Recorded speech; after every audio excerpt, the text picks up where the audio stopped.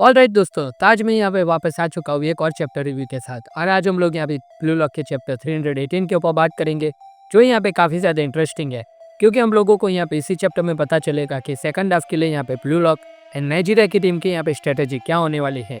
लेकिन दोस्तों, अगर आप लोगों को ये जानना है कि ब्लू लॉक एंड यहाँ पे इसागी मिलकर कैसे नाइजीरिया को कुक करने वाले हैं, तो यहाँ पे फटाफट से इस वीडियो को लाइक कर दीजिए, चैनल को सब्सक्राइब कर दीजिए। और आज के इस वीडियो का दोस्तों मैं यहाँ पे टारगेट रखता हूँ कि आप लोग यहाँ पे हमें 2 लाख का पॉइंट यहाँ पे दे दोगे। तो थैंक यू सो मच दोस्तों। तो चलिए अब आगे बढ़ते हैं। नाइजीरिया को दोस्तों यहाँ पे तोड़ दिया है गगामारू के डिवाइन डिफेंस ने। जापान दोस्तों अभी हाफ टाइम में यहाँ पे लीड पे है। उसके बाद हमें दोस्तों कमेंटेटर दिखाई देते हैं जो यहाँ पे जोर जोर से चिल्ला रहे हैं और कहते हैं कि जापान का ब्लू लॉक यहाँ पे सच में कितना स्ट्रांग है। आगे दोस्तों यहाँ पे कमेंटेटर अनाउंस करते हैं कि नाइजीरिया की टीम को यहाँ पे पूरी तरीके से अटैक और डिफेंस में यहाँ पे ब्लू लॉक ने तोड़ दिया है और 2-0 के स्कोर के साथ यहाँ पे पहले हाफ का एंड होता है। उसके बाद हम यहाँ पे चेंजिंग रूम में चलते हैं, जहाँ पे राइची एक्साइटमेंट में यहाँ पे जोर जोर से चिल्ला रहा है। नैना से भी दोस्तों यहाँ पे कूद कर कहता है कि अमेजिंग सेव था गगामारू। हम दोस्तों यहाँ पे कोट कोरोना को भी देखते हैं जो यहाँ पे सभी प्लेयर्स की यहाँ पे तारीफ करता है।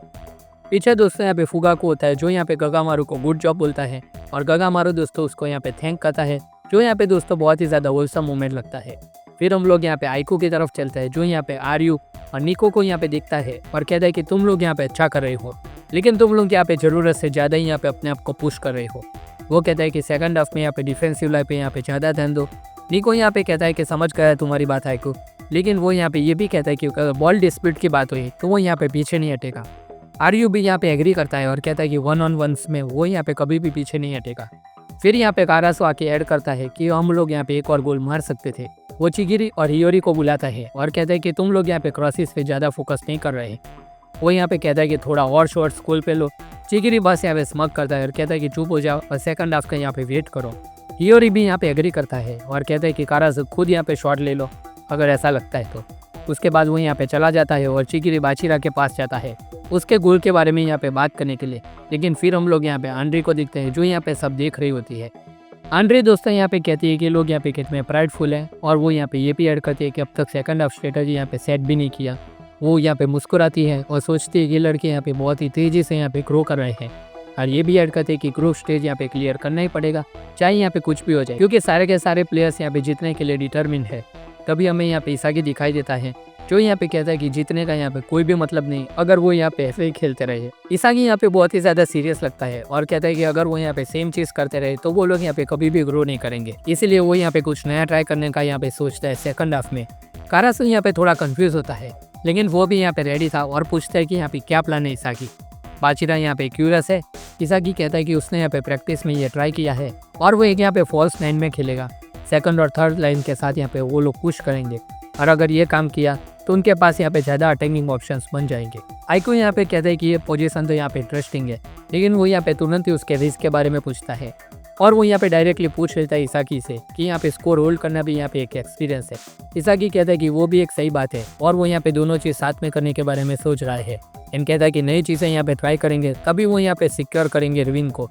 आइको यहाँ पे अपना सर गुजाता है और कहता है कि बात तो तुम्हारे यहाँ पे इसागी सही है। तभी यहाँ पे बीच में यहाँ पे निको आता है और इसागी को कहता है कि ये कहने में यहाँ पे इजी है, लेकिन नए अटैकिंग आइडिया का मतलब है हमारे डिफेंस को भी यहाँ पे एडजस्ट करना पड़ेगा।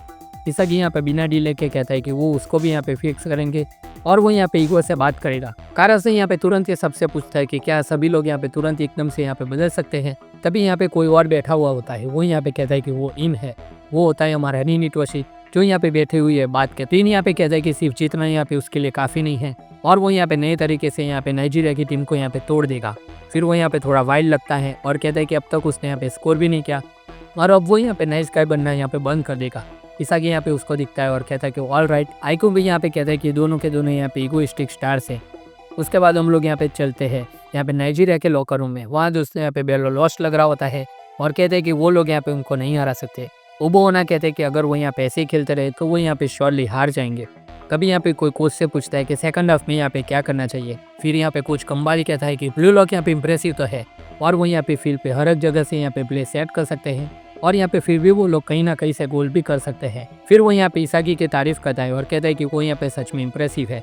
फिर वो यहाँ पे सीरियस होकर कहता है कि वो यहाँ पे खेल ही नहीं पाए और अब तक यहाँ पे ओनाजी भी नहीं सही तरीके से यहाँ पे नहीं खेल पाया। फिर हमें ओनाजी दिखाया जाता है जिसका टावल यहाँ पे उसके सर पे है दोस्तों, एंड वो यहाँ पे कहता है कि ऐसा कभी नहीं हुआ और ये यहाँ पे बैड न्यूज़ है। फिर वो यहाँ पे टावल हटाता है और कहते हैं कि ये वर्ल्ड कप है फिर उनाजी यहाँ पे पम्प्ड अप होता है और कहता है कि ब्लू लॉक यहाँ पे एक बीस्ट है।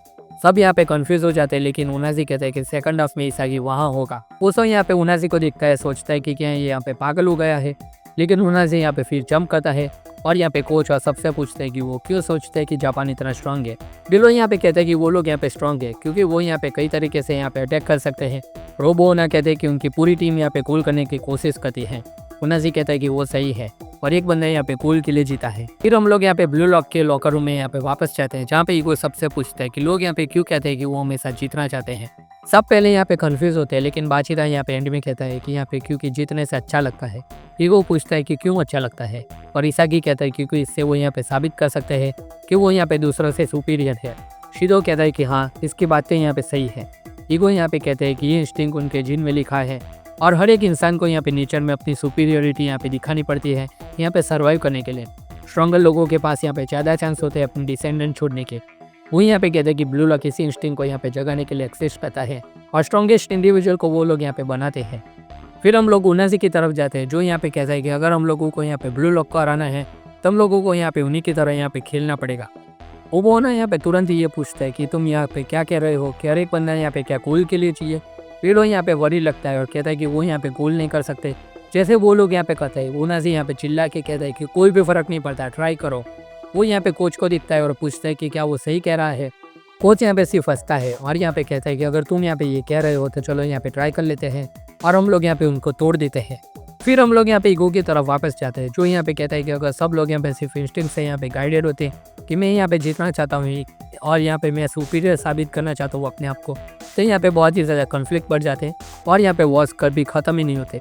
इसको रोकने के लिए यहाँ पे ह्यूमैनिटी ने लॉस और रूल्स बनाए हैं और एक ऐसी दुनिया बनाई जहाँ पे सबको इक्वल तरीके से यहाँ पे ट्रीट किया जाता है, लेकिन इससे लोग यहाँ पे बिना जीतने की फीलिंग के भी यहाँ पे जी सकते हैं और वो दुनिया को यहाँ पे पीस कहते हैं। ईगो कहता है कि इसीलिए वो यहाँ पे सारे के सारे प्लेयर्स के अंदर यहाँ पे जीतने की इंस्टिंक्ट को यहाँ पे जगाता है, ताकि उनका असली डिजायर यहाँ पे दुनिया के पीस के नीचे यहाँ पे दब के मर ना जाए।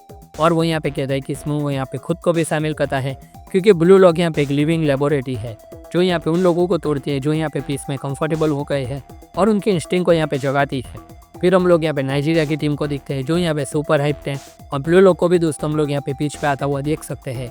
ईगो यहाँ पे कहता है कि वो उनको एक नया फॉर्मूला देगा और पूछता है कि क्या वो जानते हैं कि सॉकर लोगों को यहाँ पे इतना अट्रैक्ट क्यों करता है। लेकिन दोस्तों हमें इस चीज़ का यहाँ पे आंसर नहीं दिखाया जाता, क्योंकि यहाँ पे किक ऑफ स्टार्ट हो जाता है और फिर से यहाँ पे फुल ऑन एक्शन में दोस्तों हम लोग दोनों के दोनों टीम्स को यहाँ पे देखने वाले हैं। और नेक्स्ट वीक दोस्तों यहाँ पे कोई भी ब्रेक नहीं है और नेक्स्ट वीक का नाम होने वाला है फ्रेंडशिप फॉर्मूला, जो मेरे अकॉर्डिंग दोस्तों यहाँ पे ये चीज़ हो सकती है कि यहाँ पे कैसे टीम यहाँ पे ऑल इन जाएंगी स्कोर करने के लिए, और ईगो का दोस्तों क्या नया स्ट्रेटजी होगा वो हमें दिखाया जाएगा। और अगर दोस्तों यहाँ पे चैप्टर रिव्यू के बारे में बात कर ले तो मुझे यहाँ पे इस चैप्टर में ये चीज़ अच्छी नहीं लगी कि यहाँ पे नाइजीरिया स्ट्रेट इन यहाँ पे ब्लू लॉक की कॉपी करने वाला है। मुझे लगा था कि वो लोग यहाँ पे कोई नई स्ट्रेटजी लेके आएंगे, लेकिन वो लोग डायरेक्टली यहाँ पे ब्लू लॉक को कॉपी करना चाहते हैं कि सारे के सारे लोग यहाँ पे गोल के लिए जिए। ये दोस्तों यहाँ पे नाइजीरिया को यहाँ पे बिल्कुल भी टेक्निक सूट नहीं करने वाली और वो लोग यहाँ पे ब्लू लॉक से बुरे तरीके से यहाँ पे पीटने वाले हैं, क्योंकि ब्लू लॉक के सारे प्लेयर्स यहाँ पे ऐसी ट्रेनिंग के अंदर यहाँ पे जा चुके हैं जिसमें वो लोग यहाँ पे जीतने के लिए अपनी जान तक दाव पे लगा देते हैं। और नाइजीरिया की टीम अगर सच में पहले ट्राई में ये यहाँ पे पुल ऑफ कर लेती है तो हैट्स ऑफ टू देम, और मुझे नहीं लगता कि वो लोग यहाँ पे ऐसा कर पाएंगे और यहाँ पे ब्लू लॉक नाइजीरिया को दोस्तों आसानी से यहाँ पे क्रश कर देगा। ये यहाँ पे मेरा मानना है। क्या आप लोग यहाँ पे समझते हो कि यहाँ पे उनाजी और यहाँ पे उसकी टीम का कोई भी मेंबर यहाँ पे ब्लू लॉक के अगेंस्ट यहाँ पे स्कोर कर पाएगा? अगर हाँ है तो आप लोग दोस्तों यहाँ पे कमेंट सेक्शन में अपना ओपिनियन बता सकते हैं कि आगे आने वाले चैप्टर में यहाँ पे क्या हो सकता है।